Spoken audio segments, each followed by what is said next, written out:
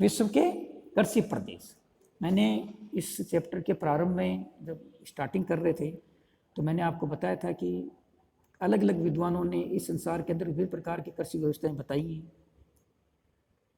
लेकिन सबसे प्रसिद्ध जो कृषि व्यवस्था है, कृषि सिस्टम है, कृषि प्रादेशिकरण है, वो एक अमेरिकन विद्वान थे डब्ल्यू वेटलिस, उनका है। 1933 में दिया, फिर उसको सुधार करके 1936 में दिया। तो 1936 के अंदर जो उन्होंने कृषि प्रदेश दिए वो आज सर्वमान्य है। वेटलिस महोदय ने विश्व को कृषि प्रदेशों को 13 भागों में विभाजित किया था। तो हम उन 13 भागों के अंतर्गत थोड़ा थोड़ा सा उनके बारे में बताएंगे और अगले वाले वीडियोज में उसका विस्तृत अध्ययन करेंगे।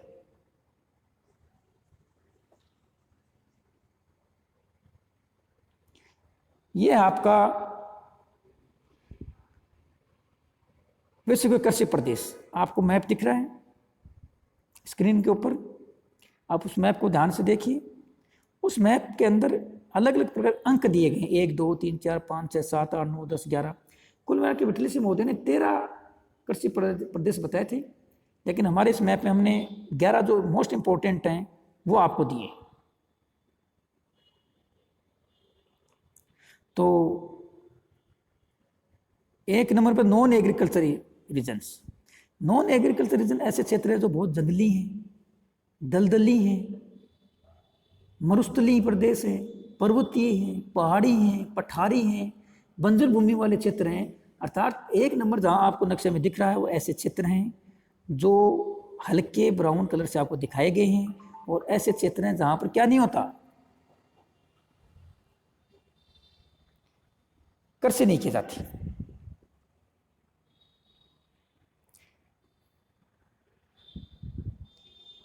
तो आप समझ सकते हो कि कैसे, कौन से ऐसे क्षेत्र हैं जहां पर वो कृषि नहीं की जाती। ऐसे प्रदेश हैं जो कृषि के लायक नहीं। कृषि के लायक ऐसे प्रदेश नहीं है। आप देखो नीचे ऑस्ट्रेलिया, देखो ऑस्ट्रेलिया रेगिस्तानी प्रदेश है। मैं विस्तृत प्रदेशों की बात कर रहा हूँ, छोटे छोटे तो बहुत है। इसके अंदर अलावा आप देखिए बिल्कुल उत्तरी ध्रुव के ऊपर जाइए, कितना बड़ा क्षेत्र है, ये बिल्कुल बर्फीला क्षेत्र है। नीचे आप जाएंगे तो दक्षिण अमेरिकी महाद्वीप में नीचे से देखिए तो एक जंगली क्षेत्र है। तो संसार के अंतर्गत ऐसे प्रदेश जो पर्वतीय, पठारी, पहाड़ी, बंजर, रेगिस्तानी प्रदेश हैं जहां कृषि के लिए अनुपयुक्त है।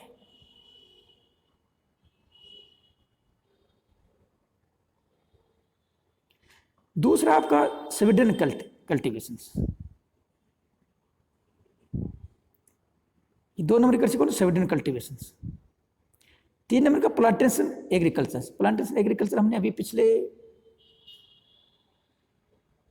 स्क्रीन में पढ़ा था। जो बागाती कृषि उसको ही क्या बोलते हैं, प्लांटेशन एग्रीकल्चर कहते हैं। बागाती कृषि मुख्यतः उष्णकटिबंधीय क्षेत्रों की विशेषता है। चाय है, ये आपकी कौवा है, कॉफ़ी है, गन्ना है, केला है, अनानास है, रबड़ है। इस प्रकार की कृषि इन क्षेत्रों के अंदर की जाती है।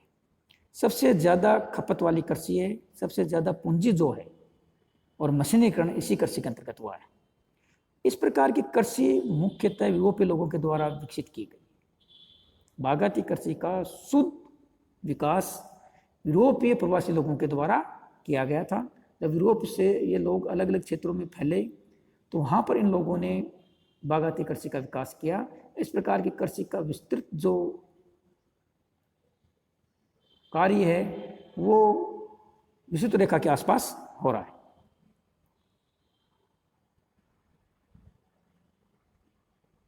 लाइव स्टॉक फार्मिंग, निर्वाह कृषि, जहाँ पर किसान अपने परिवार के सदस्यों की सहायता से, पशुओं की शक्ति की सहायता से, जैविक खाद की सहायता से, छोटे भूमि के टुकड़े पर गहन परिश्रम के द्वारा अधिक से अधिक उत्पादन करने की कोशिश करता है, तो उसको हम बोलते हैं निर्वाहक कृषि।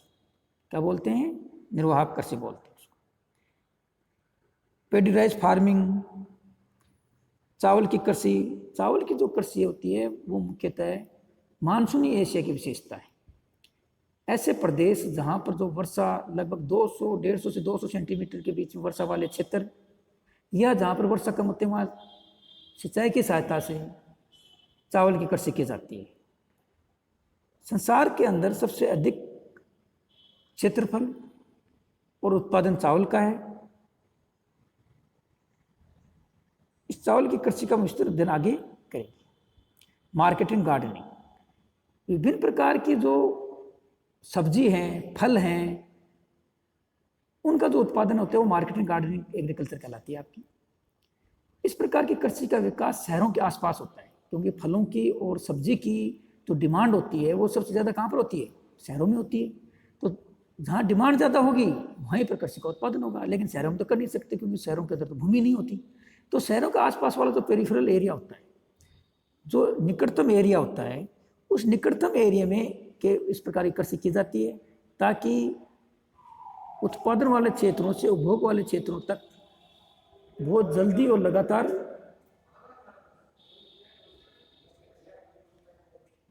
उत्पादन को पहुंचाया जा सके। तो ट्रक कृषि पिछले में आपने पढ़ा था, ट्रक कृषि इसी का दूसरा प्रकार है। अब क्या हो गया कि शहरों का तो विस्तृत फैलाव हो गया, उनके आसपास जमीनें बहुत महंगी हो गई, जिसके कारण क्या हो गया, इस प्रकार की कृषि का विकास शहरों से दूर होने लग गया।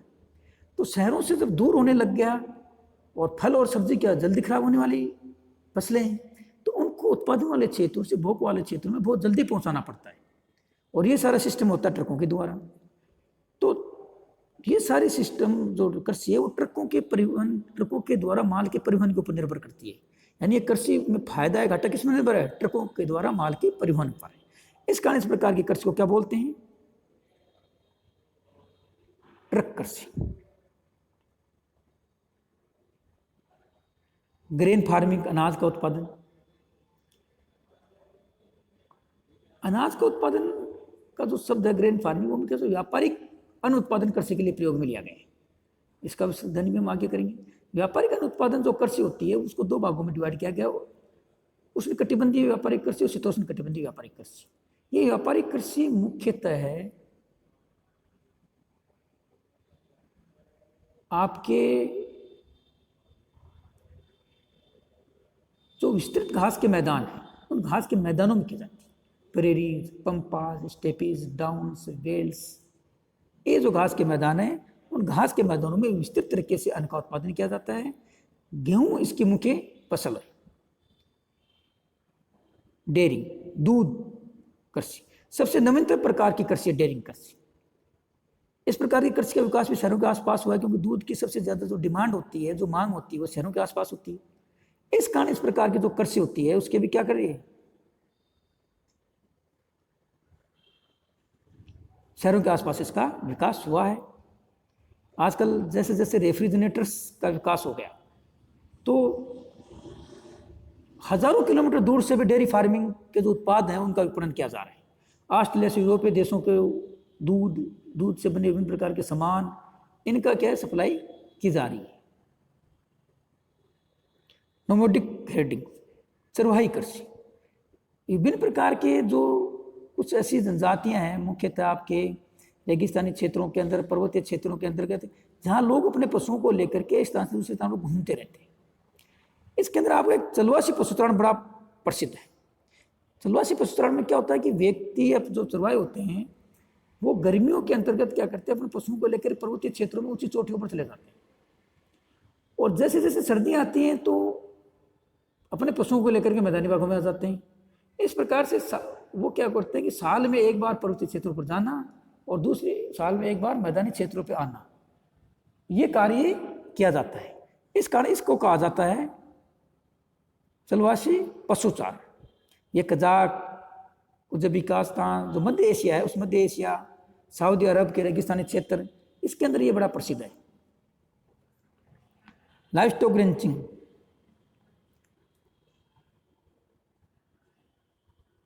आजकल क्या है, जिन ऐसे क्षेत्र जहाँ पर यूरोपीय लोगों का प्रवास हुआ और वहाँ पर वर्षा बहुत अधिक नहीं होती थी, वहाँ पर उन लोगों ने व्यापारिक पशुपालन का प्रारंभ किया। दक्षिण अमेरिका, अफ्रीका, एशिया के ऐसे क्षेत्र जहाँ पर वर्षा कम होती है और यूरोपीय लोगों का प्रवास हुआ है, उन यूरोपीय लोगों ने उन क्षेत्रों में व्यापारिक पशुपालन का विकास किया है। ये व्यापारिक जो पशुपालन होता है, इसके अंतर्गत पशु दो कार्यों के लिए पाले जाते हैं, एक दूध और उनसे बने उत्पादन के लिए, एक मांस के लिए। आपका डेनमार्क है, हॉलैंड है, ऑस्ट्रेलिया है, नीदरलैंड्स हैं, इन देशों के अंतर्गत इस प्रकार के जो पशुपालन वाली कृषि है वो काफ़ी विकसित हुई है।